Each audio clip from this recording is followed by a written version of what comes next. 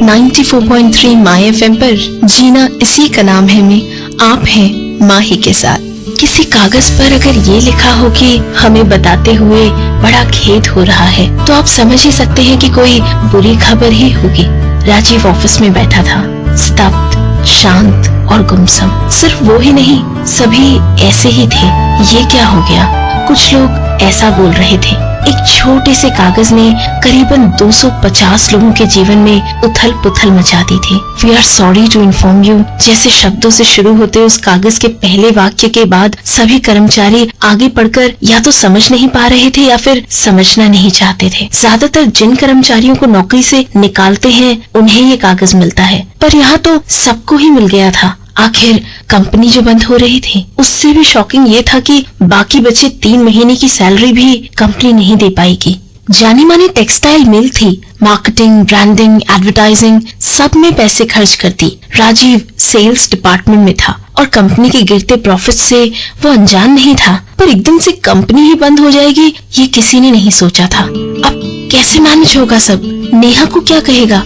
और mummy papa को? Office से निकलकर घर तक चला। घर आकर उसने दरवाजा खोला तो घर में अंधेरा था। सामने नेहा की तस्वीर थी और साथ में ही कैलेंडर जिसमें छोटे बच्चों की तस्वीर थी। अब तक तो यही चीजें थी जो राजीव को जीने का हौसला देती थी। आज यही चीजें उसकी वीकनेस बन गई थी। नेहा मायके गई थी, बस थोड़े ही दिन बाकी थे, माँ बनने वाली थी। अब क्या होगा? आप भी यही सोच रहे हैं ना? बताऊंगी बस थोड़ी देर में।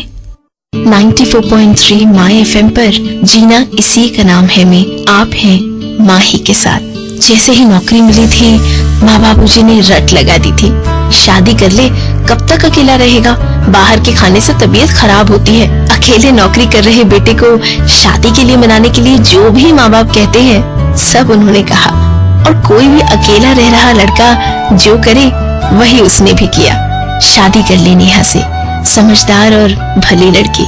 नेहा हमेशा गुनगुनाती रहती घर में, कुछ मांगती नहीं। हाँ, एक ही चीज मांगती राजीव से, पकौड़े।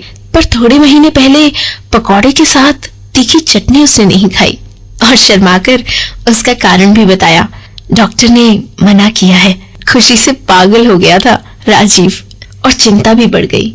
बच्चे का नाम क्या रखेंगे? कौन सी स्कूल में एडमिशन करवाएंगे? हेल्दी खाना कैसे बनाएंगे? चाइल्ड सेफ्टी के लिए क्या क्या सोचना पड़ेगा? सब की चिंता करता था। बस नहीं की थी तो उसकी नौकरी और तनख्वाह की। राजीव ने सोचा ही नहीं था कि एक ही पल में जॉब चली जाएगी। इतने सालों में जो कुछ बचाया था वो तो शादी में चला गया। उस रात राजीव ने हिसाब लगाया तो बैंक की पासबुक लगा जैसे मजाक उड़ा रही थी। उसने अलमारी खोली, पुरानी मार्कशीट, सर्टिफिकेट, पे स्लिप सब इकट्ठा किया, अखबार निकाल के जॉब अपॉर्चुनिटीज ढूंढ ली। अचानक से मोबाइल बजा, देखा तो नेहा का फोन था। फोन उठाया तो नेहा ने पूछा, कैसा रहा दिन? खाना खाया कि नहीं? बड़े स्वाभाविक सवाल थे और राजीव के जवाब उतने ही अस्वाभाविक। क्या राजीव के बिहेवियर से नेहा को सब पता चल जाएगा? और अगर पता चला तो नेहा पर क्या गुजरेगी? आपको भी पता चलेगा बस थोड़ी देर में। 94.3 माय एफएम पर आप हैं माही के साथ। राजीव को ऐसा लग रहा था कि जॉब मिल ही जाएगी, पर वो गलत साबित हुआ। कई जगह उसकी कंपनी का नाम आड़े आया, कई जगह पर उन्हें नए आदमी की जरूरत ही नहीं थी, तो कई जगह पर बाद में कहेंगे ऐसा व्यर्थ आश्वासन मिला। दोस्तों को कहा, रिश्तेदारों को कहा, पर आप ही सोचिए, एक सामान्य मध्यम वर्गीय आदमी, उसके रिश्तेदार भी तो मध्यम वर्गीय ही होंगे। मदद करना चाहे भी तो क्या कर लेंगे? किसी ने कहा हमारे यहाँ सुबह शाम खाना खाने आ जाओ, किसी ने कहा मैं तुम्हारे साथ आऊंगा, तो किसी ने कहा कुछ पैसे चाहिए तो ले जाओ। पर नौकरी वो तो किसी के पास नहीं थी। ऐसा और भी तो कुछ जानता नहीं था कि बिजनेस कर सके, और अगर जानता भी तो पास पैसे नहीं थे। हर जगह से ना हो गई, मानो सब दरवाजे बंद हो गए। लेकिन वो कहते हैं ना, जब सारे दरवाजे बंद हो जाते हैं तब भी एक दरवाजा खुला रहता है। क्या राजीव के साथ भी ऐसा होगा? पता चलेगा बस थोड़ी देर में। 94.3 माय एफएम पर आप हैं माही के साथ। राजीव थक कर पार्क में बैठा था। शाम हो गई थी। वहां अभी भी जीवन दिख रहा था। फिटनेस के लिए लोग चल रहे थे। हंसते खेलते बच्चे, बेंच पर बैठे सीनियर सिटीजन्स। कितना सरल जीवन है सबका। राजीव का दिल भर आया और रो दिया। नेहा के आगे अब झूठ बोलने से ही भारीपन महसूस हो रहा था और कुछ ना कर पाने की वजह से लाचारी। नौकरी चली गई, एक दरवाजा बंद, कहीं भी नौकरी नहीं मिल रही। दूसरा दरवाजा बंद, कोई बुलाता तक नहीं। तीसरा दरवाजा बंद। शर्म छोड़कर वो पियून की जॉब तक के लिए कई जगह चक्कर लगा आया था। किसी ने अच्छी तरह या किसी ने मजाक में ना कह दिया। रात को 10:30 बज चुके थे। सिक्योरिटी गार्ड आया। उसने राजीव को बैठे हुए देखा। धीरे से कहा, घर जाओ साहब, सब दरवाजे बंद हो जाएंगे वरना। राजीव खड़ा हुआ और वॉचमैन के कंधे पर हाथ रखा और कहा, वो तो हो ही चुके हैं, और चल दिया वहां से। क्या सचमुच राजीव के लिए कोई दरवाजा खुला नहीं था? क्या सारे दरवाजे बंद हो चुके थे? अब आगे क्या होगा पता चलेगा बस थोड़ी देर में। 94.3 माय एफएम पर जीना इसी का नाम है में आप हैं माही के साथ। राजीव देर से घर पहुंचा। पड़ोस की नीमा भाभी घर के पास टहल रही थी।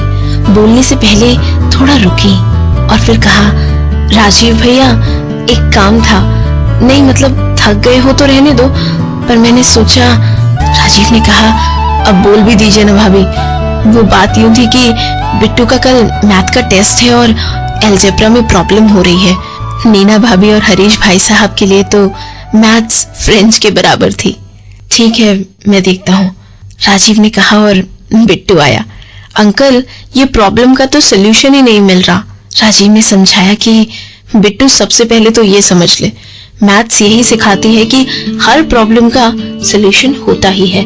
आधा घंटा हुआ और फिर तो नीना भाभी के हाथ की गर्मा गर्म चाय के बाद 2 घंटे और लग गए। और उसके बाद बिट्टू टेस्ट में फुल मार्क्स लाया और साथ में नीमा भाभी को भी घर तक ले आया, जिन्होंने राजीव से मिलते ही कहा, राजीव भैया अगर आप हर रोज आधा घंटा बिट्टू को पढ़ाया करें, फीस जो आप कहेंगे वो मंजूर।